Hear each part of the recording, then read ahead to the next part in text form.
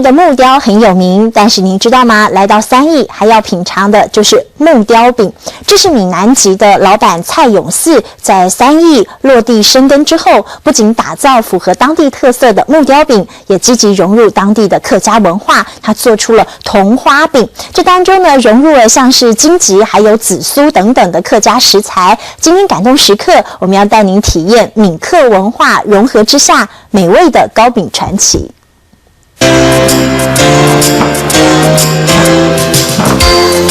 来到三义，除了买木雕，也有很多人慕名而来尝一尝木雕饼。什么是木雕饼呢？它可是这家糕饼店的独家商品。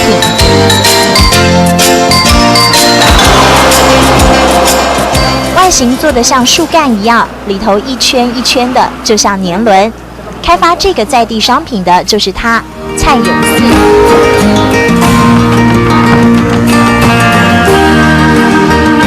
蔡永嗣花了好几年研发，好手艺再加上客家红豆，一层又一层，全部纯手工，才让木雕饼养生又可口。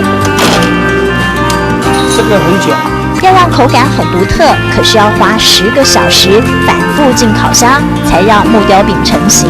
纯手工制作，也跟我们的木雕艺术全部都用雕刻的那种的感觉的做法呈现出来。而他的创意还不止这些，他还把三义的风景也融入糕饼里。有像这样的龙腾断桥饼，有配合三义油桐花而做成的桐花饼。说到融入客家，他也在产品上下苦功，增添了很多客家风味。那里面的馅料是融入我们在地的一个客家庄的东西，是有金桔。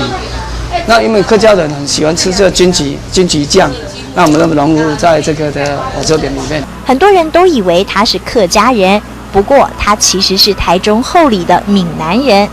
20几年前到了三义，爱上这里的浓雾和淳朴，所以选择定居下来。只是开店之初，他倒是也闹了不少的笑话。他会来我们店里说，我们有没有给他搞啊？我们要瓜子哎，然后我们就跟他说啊，我们那个给他搞有啊，但是瓜子没有，你要去超市买。